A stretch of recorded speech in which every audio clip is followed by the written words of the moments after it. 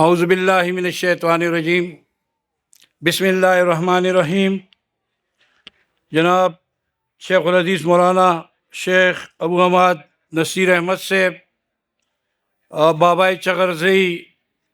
تحصیل چیئرمین چغرزئی انجینئر ناصر خان صاحب ڈاکٹر عبید صاحب پر سٹیج باندې ناس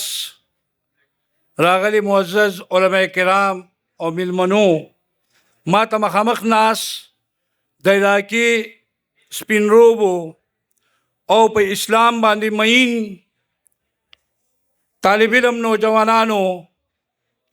او غیرتمندو ځوانانو او ګلونو ماشومانو السلام علیکم ورحمت الله وبرکاتو. د علماء کرام په موجودګۍ کې مناسب نه وه چې ما خبرې کړې وې، خو چونکې حکم وشو چې یو څو خبرې وکړم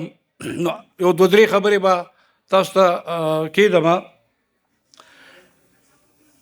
لومبۍ خو دا ده چې د دارالعلوم اسلامیه پاندېړ چې دی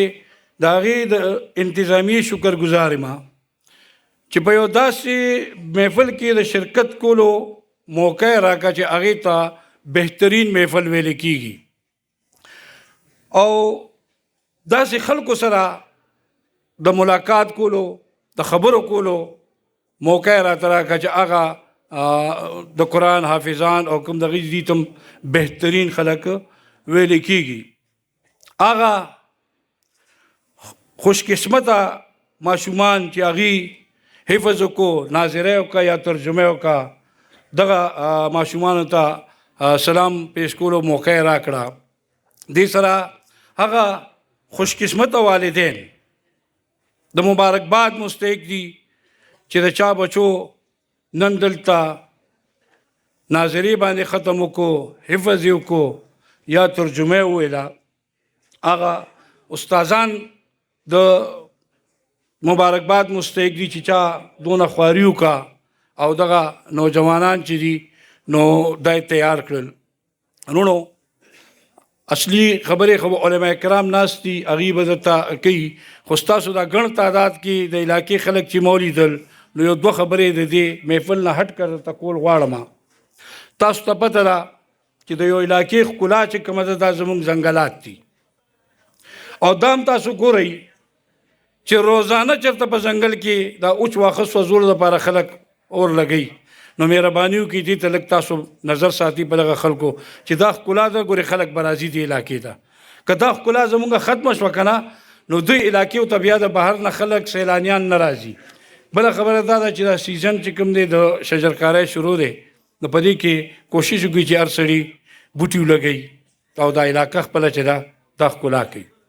او ډېره اهمه خبره بله ده چې دا هم تاسو ته پته ده چې زموږ اکثر اکسیډنټونه په دې روډ باندې کېږي او ډېر خلک پکې زموږ شهیدان کېږي، لس لس دولس په دې باندې موږ ضلعي انتظامیې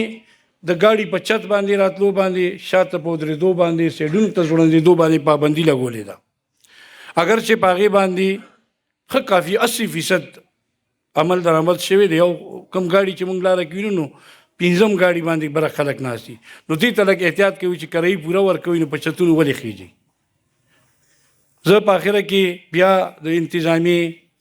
شکرګزار یم چې دوی